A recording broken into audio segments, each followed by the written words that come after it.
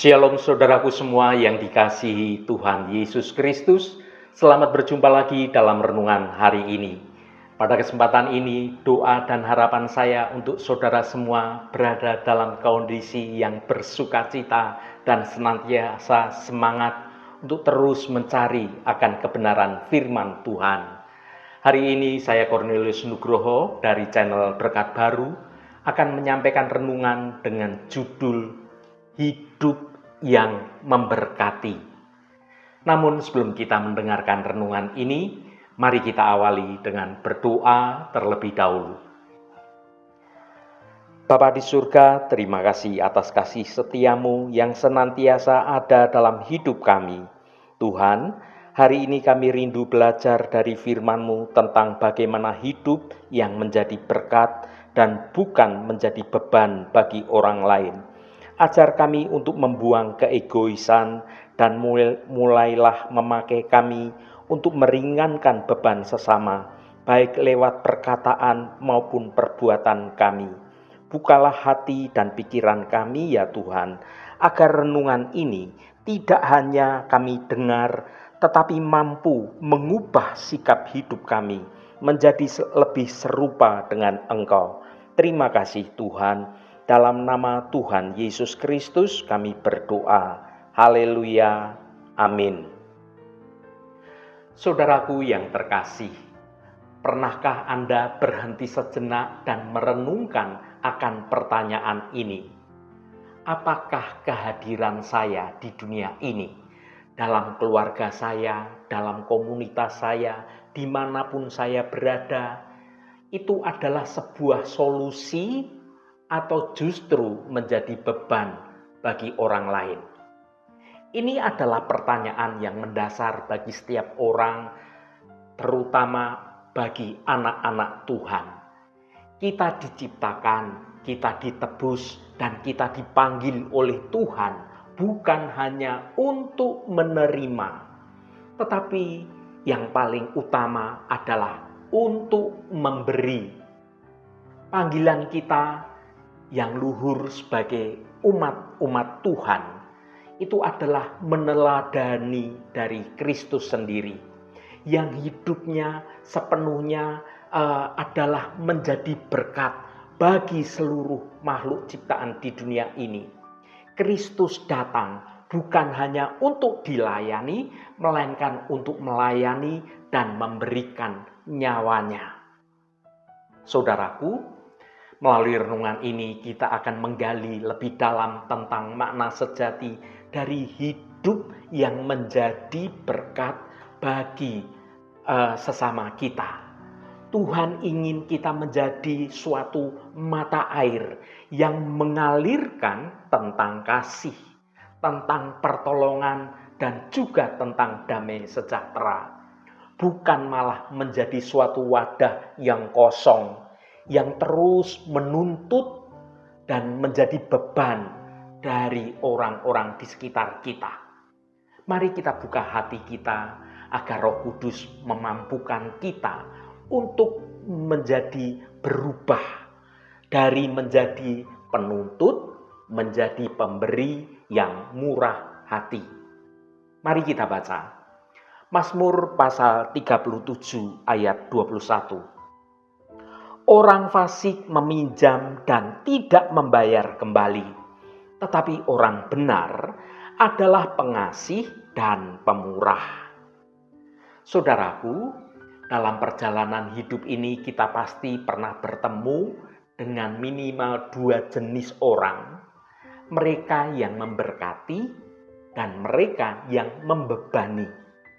Ada orang yang kehadirannya membawa damai, membawa solusi, dan senantiasa menimbulkan semangat yang baru bagi orang-orang di sekitarnya.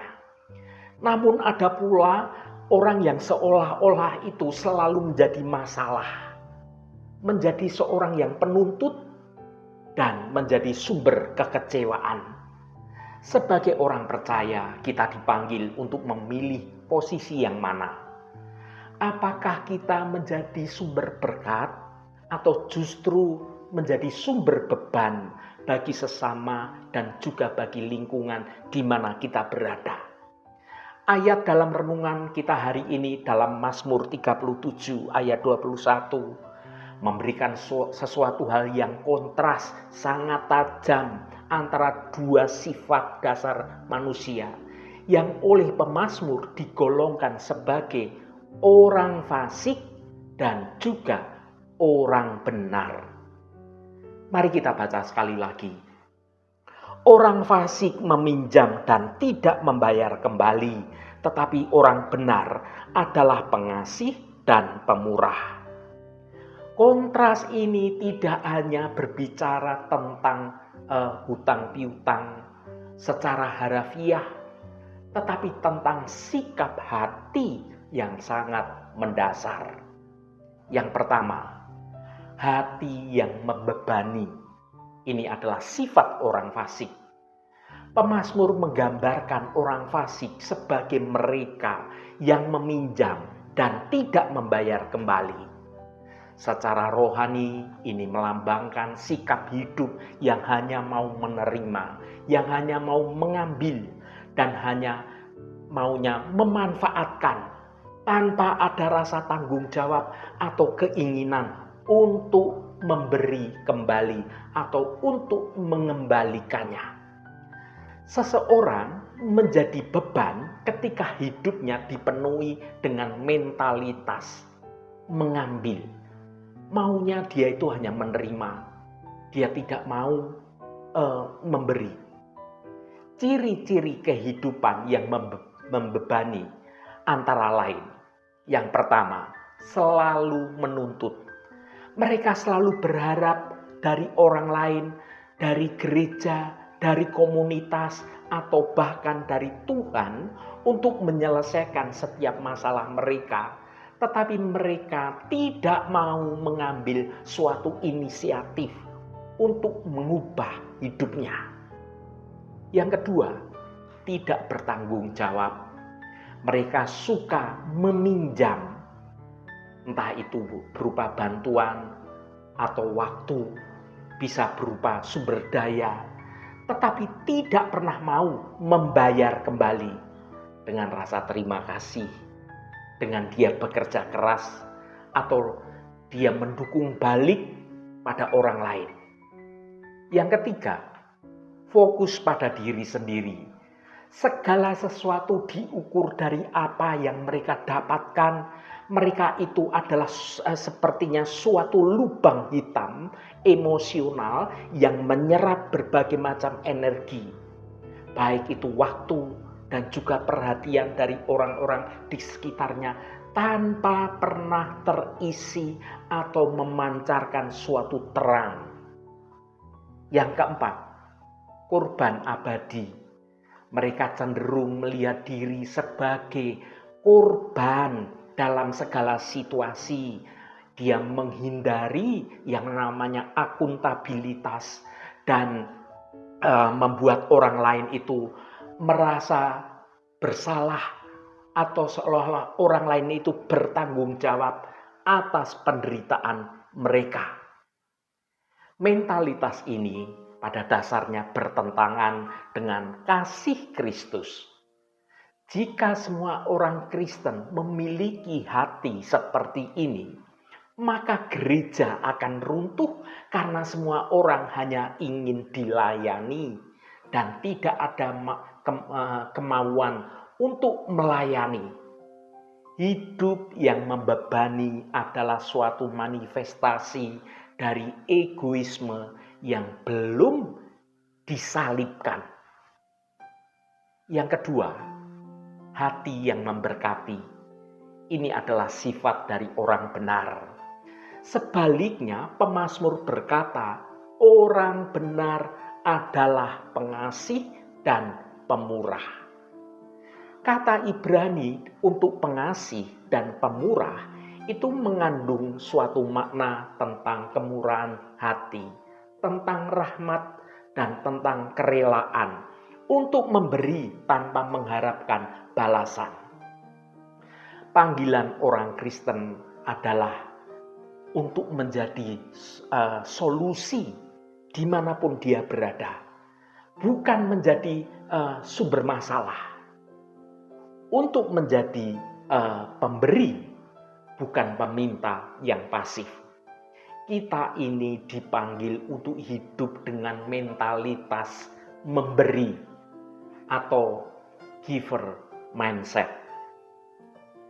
Bagaimana kita mempraktekkan hidup yang memberkati? Yang pertama, memberi dari kelimpahan hati. Ini suatu sifat yang pengasih.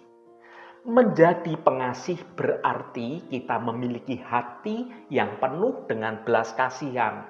Kita tidak menunggu sampai kita ini menjadi kaya secara finansial baru mau memberi. Kita memberi dari apa yang Tuhan telah tanamkan dalam diri kita ini. Poin A, memberi waktu misalnya. Meluangkan waktu untuk mendengarkan tanpa menghakimi orang lain.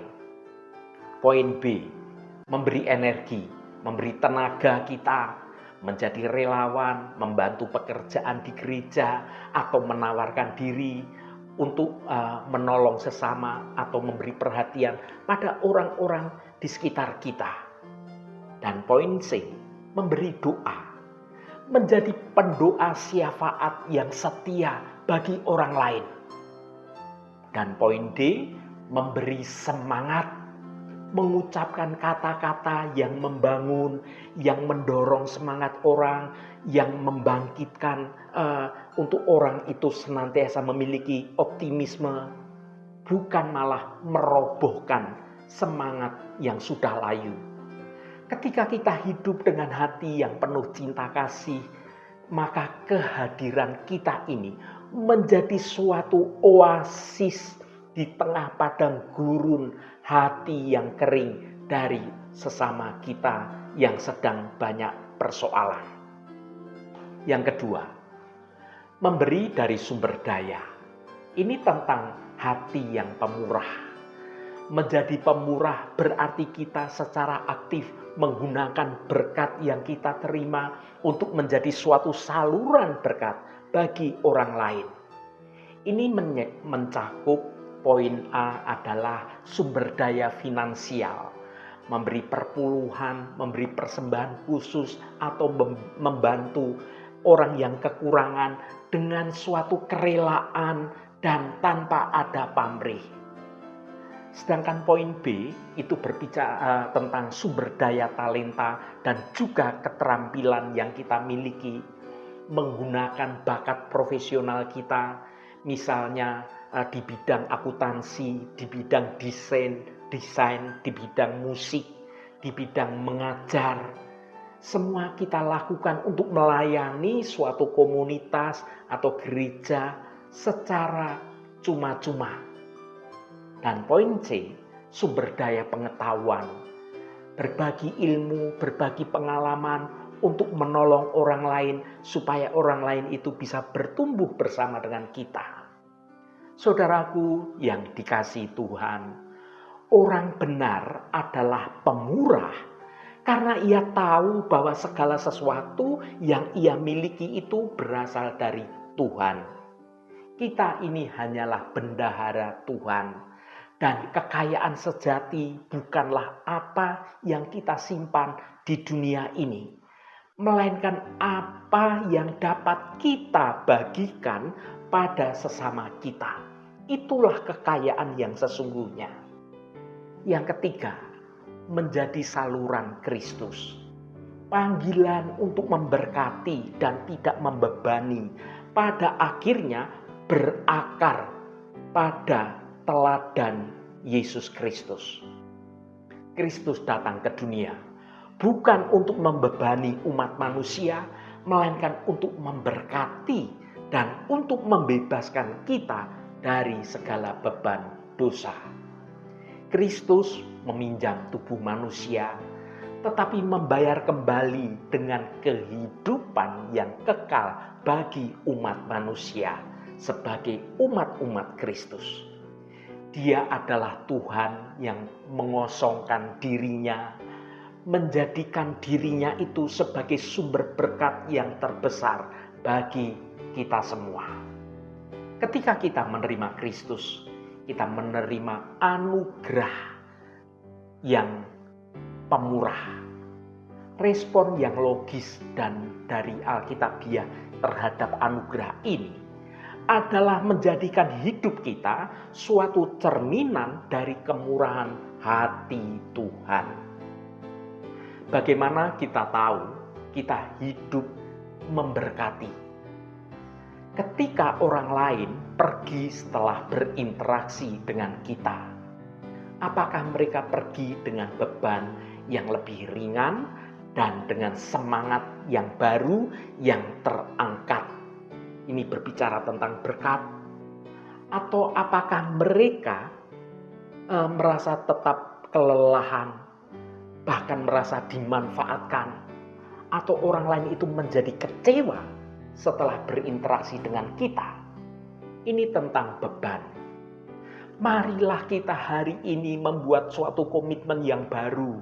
Dengan kekuatan Roh Kudus, kita akan menguburkan mentalitas mengambil dan secara aktif mempraktekkan mentalitas memberi. Kita adalah anak-anak Allah yang kaya, bukan dalam materi semata, tetapi kaya dalam kasih, kaya dalam rahmat, dan kaya dalam peluang untuk kita melayani banyak orang. Jangan pernah membiarkan hidup Anda menjadi utang yang tidak terbayar bagi dunia ini. Sebaliknya, jadilah pengasih, jadilah pemurah, jadilah aliran berkat yang terus mengalir dari Bapa kepada setiap orang yang Anda temui. Anda menjadi saluran berkat yang memuliakan nama Tuhan. Haleluya, Tuhan memberkati kita semua. Mari kita tutup renungan ini dengan berdoa. Ya Tuhan Allah Bapa kami, sumber segala berkat dan anugerah, kami datang di hadapan-Mu dengan hati ingin merenungkan panggilan hidup kami. Firman-Mu hari ini sudah mengingatkan kami bahwa orang benar adalah pengasih dan pemurah. Kami mohon bentuklah hati kami agar semakin menyerupai dengan Engkau ya Bapa.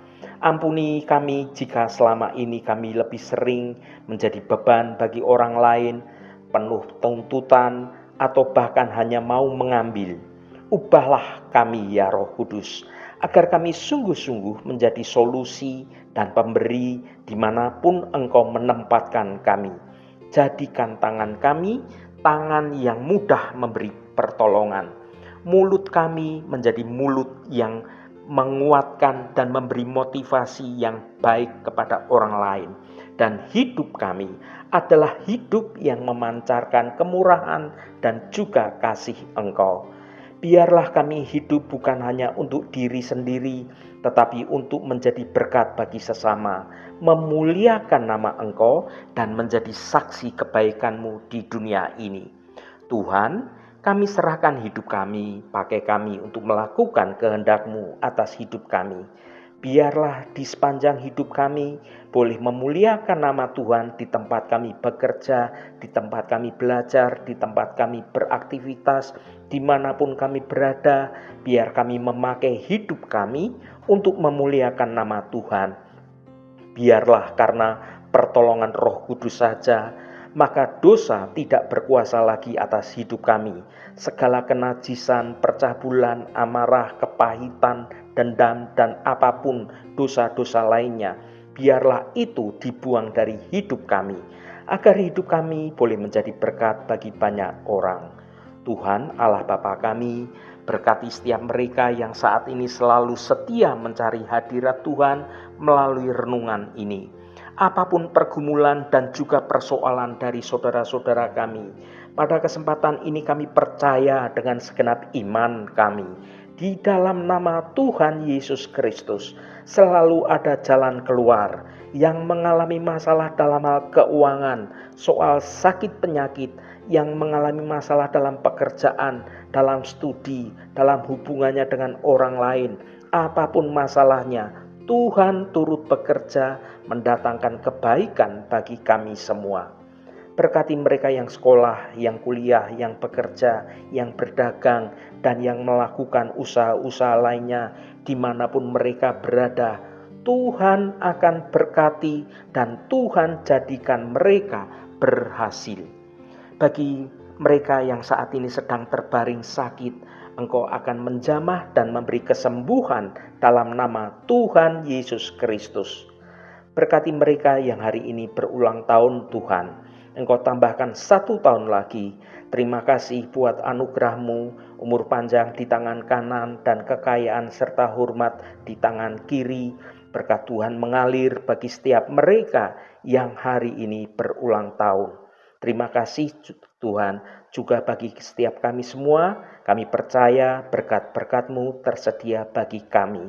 Segala hormat, pujian, dan ucapan syukur hanya bagi Engkau Allah yang kudus. Saudaraku, mari kita berdoa. Bapa kami. Bapa kami yang di surga, dikuduskanlah nama-Mu, datanglah kerajaan-Mu, jadilah kehendak-Mu di bumi seperti di surga. Berikanlah kami pada hari ini makanan kami yang secukupnya, dan ampunilah kami akan kesalahan kami, seperti kami juga mengampuni orang yang bersalah kepada kami. Dan janganlah membawa kami ke dalam pencobaan, tetapi lepaskanlah kami daripada yang jahat. Karena Engkaulah yang empunya kerajaan dan kuasa dan kemuliaan sampai selama-lamanya. Amin.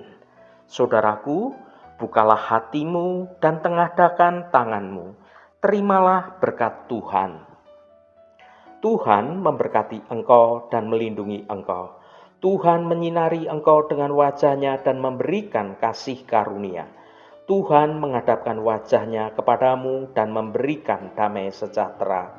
Berkat anugerah dari Bapa Surgawi, cinta kasih karunia dari Tuhan Yesus Kristus, dalam persekutuan dan penghiburan Roh Kudus, menyertai kita semua sekarang ini dan sampai selama-lamanya. Dalam berkat Tuhan Yesus Kristus, haleluya, amin. Puji Tuhan, saudaraku semua, saya percaya firman Tuhan hari ini sudah menjadi berkat yang akan menuntun hidup kita semua. Saudaraku, saya sangat senang sekali dan berterima kasih jika Anda berkenan memberikan komentar pada konten video ini dan bagikan renungan ini pada teman dan sahabat Anda, agar mereka diberkati juga melalui renungan ini. Terima kasih saudaraku, sampai bertemu kembali. Shalom, Tuhan memberkati.